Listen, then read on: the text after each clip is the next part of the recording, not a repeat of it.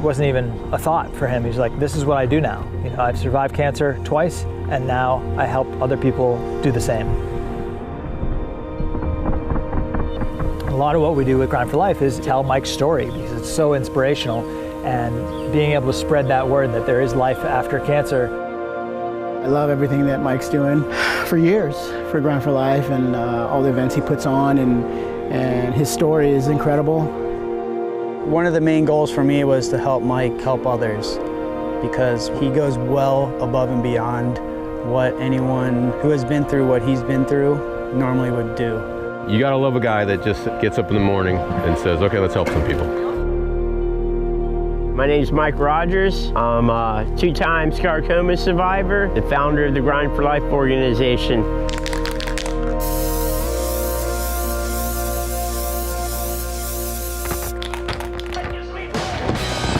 We are in Vista at Conway's house. Just hanging out, having fun, skating for a good cause, to just celebrate Mike.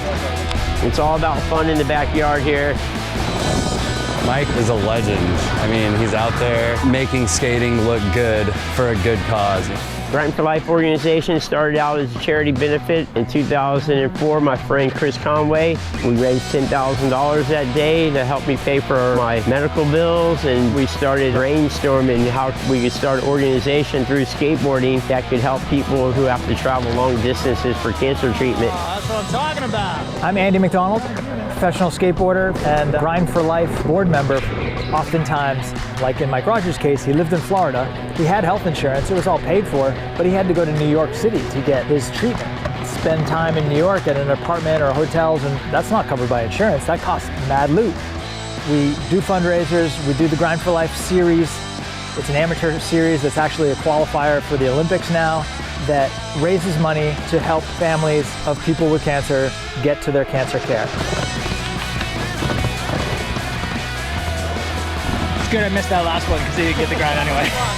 Mike lives his life like it's just every day is a bonus, and it's just an inspiration to be around the guy. Yeah, buddy. Yeah. That looks great, man. Yeah, it came out good. Oh, it's super good. Eric, my buddy, took the photo. That's killer. Yeah, good stuff. That's a classic shot. Guns out, baby. Looks good on you, baby. This might be the only time you see me wearing a black t-shirt. Ooh.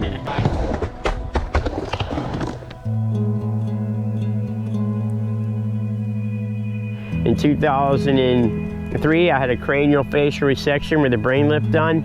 46th person to ever have that done back in 2003. But the story doesn't start there with my cancer.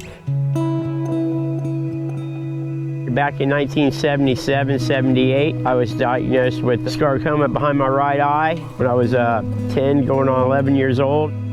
At that time, I didn't really know what cancer was. I just knew it was a bad thing. It had to go through a lot of treatment. For 2.5 years, I've had a lot of radiation done and a lot of chemotherapy.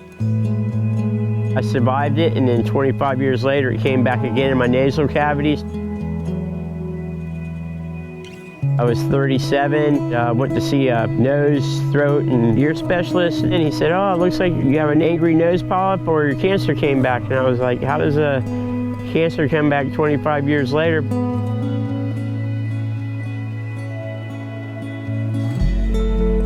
That was a blessing, because if it would have came back in the early 80s, I probably wouldn't be talking to you again. And my diagnosis was catastrophic. I had an 80% chance of not making it and a 20% chance of making it. They were able to do my procedure. First time they ever done an athlete, so my outcome to get back on a skateboard or surf or any activity was very minimum. Yeah. Terrific. It's called Grind for Life. Yeah, right here, Grind for Life. They were promising to save my life, but they didn't know what the quality of my life would be after. When you find out you're never going to be able to do your passions, just make it through each day is a pretty scary situation. that was a blessing that the doctors came together and it was a great outcome. 10 weeks later, I was back skating again. About 4.5 years after that, I figured out what my abilities were going to be. Modern day miracle medicine and what happened, and when you go get the right treatments and you take care of yourself afterwards, you can have good outcomes. After we did the first Grind for Life to get Mike back on his feet, he just took that and ran with it. That idea and was like, well, I'm not the only one. I think what we can take away from Mike is no matter how big or small your problem is, you can benefit by helping others. Me and Cab, we've been working together for like 22 years now. He's done many board auctions to help hundreds of people get to the right cancer treatments. Nothing but love for Mike. He's just a very supportive person. Appreciate this guy. Mike has really got a natural gift of talking to those people that are scared. I've seen Mike here at my house set his alarm, get up in the middle of the night to call a kid in Australia who was going through the same procedure he went through, to just talk him through.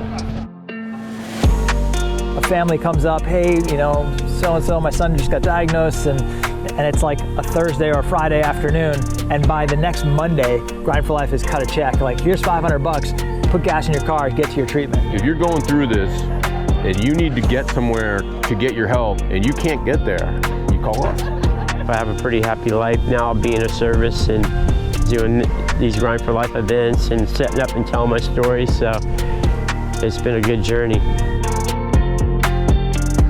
There's nice people out there smiling. Skateboarding at its best. Grind for Life. Yeah, buddy.